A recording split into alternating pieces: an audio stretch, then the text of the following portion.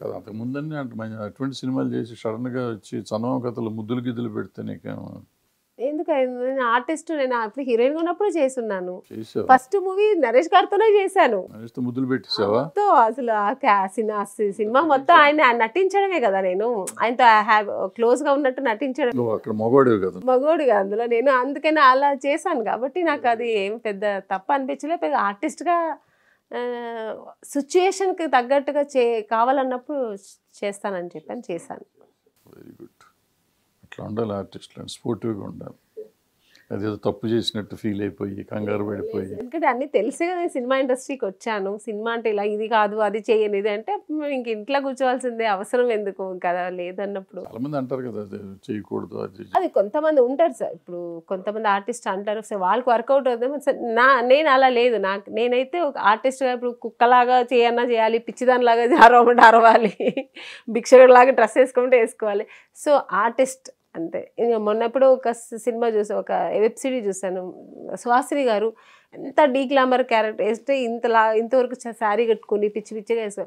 So artist ఆవిడ. So అలాగే నేను కూడా అలా ఫీల్ అవుతాను తప్ప. అలాగే నేను జయసుధ గారు చాలా సినిమాలు చూసాను, ఆవిడ ఎంత న్యాచురల్గా గ్లామర్ క్యారెక్టర్ల కంటే ఎక్కువ ఇలాంటి క్యారెక్టర్లు చాలా చేసి ఉంటారు. సహజ నటి ఆవిడ ఊరికే చెప్పలే. సో అవన్నీ నేను ఫాలో అవుతుంటాను. ఇప్పుడు నువ్వు ఆ టైంలో చేసావు, మా జనరేషన్తో చేసావు, ఇప్పుడు కొత్త జనరేషన్తో చేస్తున్నాను సెకండ్ ఇన్నింగ్స్ వచ్చినాక. అప్పటికి ఇప్పటికి అసలు ముందు నీ వరకు చేంజ్ ఏంటి, తర్వాత ఈ టెక్నికల్గా ఎట్లా చేంజ్ ఉంది? టెక్నికల్గా చాలా చేంజ్ అయింది. అప్పుడు మనకు సినిమా రీల్స్ అనేవాళ్ళు ఒక సెకండ్ టేక్ తీసుకున్నప్పటికి భయం వేసేది. అక్కడ ప్రొడ్యూసర్ కూర్చునేవారు, డైరెక్టర్ ఏమ్మా సెకండ్ టేక్ రీల్ ఖాళీ అవుతుంది అన్నట్టు భయపెట్టేవారు. అంతే. మనం కూడా ఆర్టిస్టులు అంత సిన్సియర్గా ఉన్నాము, ఇంకో టేక్ తీసుకోకూడదని ముందే ప్రిపేర్ అయ్యేవాళ్ళం. ఒక కేర్లెస్ ఉండేది కాదు. అందరూ ఏ ఆర్టిస్ట్ అయినా సరే, చిన్న ఆర్టిస్ట్ అయినా పెద్ద ఆర్టిస్ట్ అయినా సిన్సియర్గా ఒక పెద్ద డైలాగ్ అంటే ముందే ఒక 10 సార్లు రిహర్సల్ చేసుకొని మానిటర్ చేసుకొని ఎంత వీలైతే అంత టేకులు తగ్గించి ఒకే టేక్లో చేయాలని అంత సిన్సియరిటీ, సో ఇన్వాల్వ్మెంట్ ఎక్కువ ఉండేది. ఇప్పుడు ఏంటంటే డిజిటల్ వచ్చిన తర్వాత దాన్నే ఇంకా ఎన్ని టేకులు తీసుకుని వాళ్ళే అడుగుతారు, పర్లేదు ఇంకో 1 మోర్ టేక్ చేసుకో, ఇది బాగాలేదు ఇంకో అని ఈజీగా అడుగుతారు. సో ఆర్టిస్టులకి ఏమైంది, ఆ భయం పోయింది. పర్లేదు. ఇంకొకటి మానిటర్ అని వచ్చింది, వెళ్ళడం ఆ మానిటర్ దగ్గర చూడడం. మేము ఉన్నప్పుడు ఆ మానిటర్ లేదు, అది స్క్రీన్లో పోయి చూస్తేనే మేము ఏం చేసామని తెలుస్తుంది. అంటే మాకు ఒక కాన్ఫిడెన్స్, బాగా చేసామని ఒక మైండ్ సెట్తో డైరెక్టర్ కానీ మేము కానీ అనుకొని బాగా వచ్చి ఉండాలి అనే అంత మైండ్ సెట్తో చేసేవాళ్ళు. ఇప్పుడు ఏంటంటే మానిటర్లు చూసి ఇది బాగాలేదు ఇంకో 1 మోర్ అంటున్నారు. అంటే మనకే తెలియట్లేదు బాగా చేసామని. సో ఎక్కడ ఎవరికి ఏ కాన్ఫిడెంట్ లేకుండా చేస్తున్నారు ఇప్పుడున్న. నేను తప్పనట్లే. సో టెక్నికల్గా అలా అయిపోయారు అందరూ, అలా దానికి అలవాటు పడిపోయారు. ఇప్పుడు డైరెక్టర్లు మా జనరేషన్కి ఇప్పుడు జనరేషన్కి తేడా ఏంటి? అది చెప్పాను కదా సార్, ఇప్పుడు మా డైరెక్టర్స్ అంతా ఆర్టిస్ట్ అక్కడే ఫ్రేమ్ చూసుకునేవాళ్ళు, ఆ కెమెరాలోనే చూసుకునేవాళ్ళు. చేస్తున్నప్పుడే ఇది ఇట్లా ఉంటుంది, ఈ యాంగిల్ ఇలా ఉంటారు, ఇలా చేస్తారని మీకు తెలిసేది కదా. ఇప్పట్లో మానిటర్లో కూర్చుంటున్నారు డైరెక్టర్, చూసుకుంటే కానీ వాళ్ళకి తెలియట్లేదు. మానిటర్లో అంటే పిచ్చెక్కుతుంది, మానిటర్ వర్క్ అవట్లేదు చేయండి అనుకో, దానికి షూటింగ్ ఆపేసి మానిటర్ వచ్చేదాకా వెయిట్ చేస్తున్నారు. ఎందుకంటే వాళ్ళకు దాని మీద ఒక నమ్మకం, ఒక ఐడియా ఉండట్లేదు. ఆ మానిటర్ చూస్తేనే వాళ్ళకి ఐడియా వస్తుంది. చెప్తున్నావు ఇప్పుడు సినిమాలు ఎవరెవరు మాకు తెలియదు అంటావు, లేనిపోయి తెలీదు అనట్లేదు, తెలీదా నేను చెప్పింది అది కదా. ఇప్పుడు దానికి అలవాటు అయిపోయారు. ఇప్పుడు నేనే ఏమవుతుంది, ఎప్పుడైనా ఉంటే వెళ్ళి మానిటర్ చూస్తాను. ఎందుకంటే మనకు ఇప్పుడు అందరూ వెళ్ళి చూస్తున్నాడు, నేను కూడా బాగా చేసాను లేదని వెళ్ళి నేను కూడా చూసుకుంటాను. మనం చూడాలి, మనం ఎలా చేసామో అనిపిస్తుంది కదా. కొన్ని ఇంపార్టెంట్ సీన్స్ వచ్చినప్పుడు, ఒక పర్ఫార్మెన్స్ సీన్ వచ్చినప్పుడు అయ్యో ఎలా చేశాను ఒకసారి వెళ్ళి చూడాలి, నేను కూడా చూస్తాను, తప్పలేదు. అంటే అలవాటు అయిపోయాం, అలాగా దానికి అలవాటు అయిపోయాం. ఇప్పుడు వాళ్ళు అప్పట్లో ఉండుంటే వాళ్ళు కూడా అలాగే ఉండేవారేమో. ఇప్పుడు మనం అలా అయిపోయాం, మనం దానికి అలవాటు అయిపోయాం. ట్రెండ్ మారింది, మనము మారాము. అప్పుడు నాకు గుర్తు, మన పచ్చని సంవత్సరంలో ఒక సీన్ ఏదో వస్తే ఆ గుడిసెలో సీన్ ఉంటుంది, ఇల్లు అవును, సింగిల్ టేక్లో చేసి గ్లిజరిన్ లేకుండా ఇచ్చేసి కళ్ళెమ్మటి నీళ్ళు వచ్చేసినాయి. వస్తే కూడా నేను ఇంకో టేక్ అడిగా, అప్పటికి ఇంకోటి చేయాలా సార్ అని మళ్ళీ చేసావు, ప్రమాణంగా చేసావు అనుకో. అంటే అసలు గ్లిజరిన్ లేకుండా కళ్ళెమ్మటి నీళ్ళు రావటం అట్ట చేసేదని అప్పట్లో. ఇప్పుడు అంతే సార్, గ్లిజరిన్ 80-90% నేను యూజ్ చేయను. ఆల్మోస్ట్ ఎక్కువ అసలు ఎమోషనల్స్ అంటే నేను చేసేస్తుంటా, గ్లిజరిన్ లేకుండా చేసేస్తాను, వచ్చేస్తుంది. అడుగుతారు, మేడం ఎట్లా మీరు గ్లిజరిన్ లేకుండా ఎట్లా చేస్తున్నారు అంటారు. ఏమో తెలీదు వచ్చేస్తుందండి అంటుంటా. ఇంకా దాన్ని ఎలా చెప్పాలో తెలీదు నాకు. ఇన్వాల్వ్ అయ్యి చేశాను అందుకని అని నేను కూడా చెప్పను.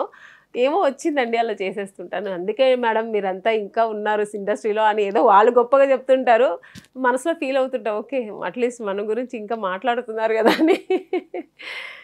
నువ్వు మొత్తం అందరు హీరోలతో చేసావు కదా అప్పుడు, ఇప్పుడు జనరేషన్తో కూడా చేస్తున్నావు కదా. నువ్వు పనిచేసిన వాళ్ళతో నీకు బాగా ఇష్టమైన హీరోలు ఎవరు?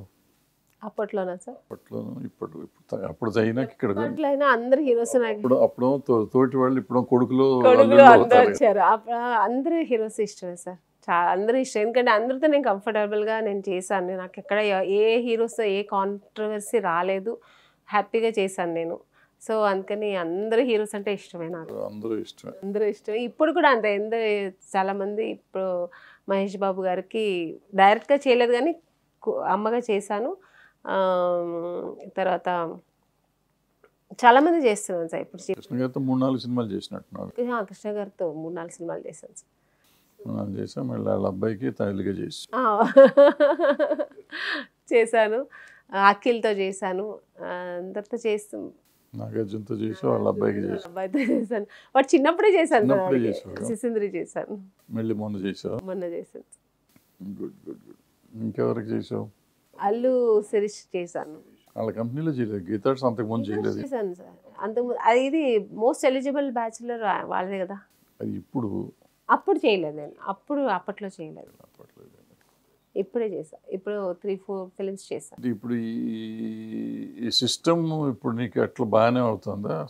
ఈ కొత్త సిస్టంలో ఇవాల్వ్ అవుతున్నావు, నువ్వు అడ్జస్ట్ అయిపోతావు ఎట్లయినా. అప్పటికిప్పటికి నీలో మార్పు ఏం లేదు, ఉన్నది ఉన్నట్టుగానే ఉన్నావు, అట్లాగే ఉన్నావు. అప్పుడు ఎట్ట పిచ్చి దగ్గర తిరిగావో ఇప్పుడు అట్టగా. పిచ్చి అని కాదు నేను అనేది, అందరితో కలిసిపోవటం అది మామూలుగా. అప్పుడు ఎట్లా ఉన్నావు ఇప్పుడు అట్లాగే. అప్పుడు అట్లా బిందాస్, ఇప్పుడు అట్లాగా. ఈ కొత్త జనరేషన్ ఇదంతా ఉంటే ఇబ్బంది ఏం లేదా? ఏం లేదు సార్, నాకు ఇబ్బంది లేదు.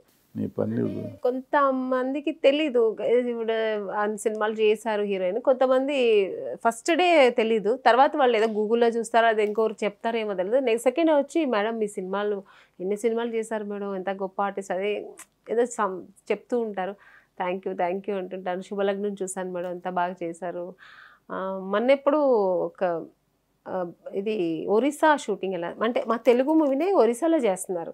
అది అక్కడ హీరో, ఒరిస్సా హీరో, మా తెలుగు మూవీ అది. సో అందులో నేను ఒక లీడ్ రోల్ చేస్తున్నాను. ఆ ఒరిస్సా అబ్బాయికి ఫస్ట్ తెలీదు, తర్వాత సెకండ్ షెడ్యూల్కి నా సినిమా ఏదో చూసినట్టు డైరెక్టర్ చెప్పినట్టున్నారు. శుభలగ్నం చూసి మేడం ఎంత బాగా చేశారు, మా క్యారెక్టర్ ఎలా చేశారు మేడం అని. సో అలాగా చెప్తుంటారు సార్. తెలియని వాళ్ళు ఉన్నారు, ఉన్నారు సార్. ఎందుకంటే ఇప్పుడు వచ్చే జనరేషన్ అంత పాత సినిమాలన్నీ చూసి ఉండరు కదా.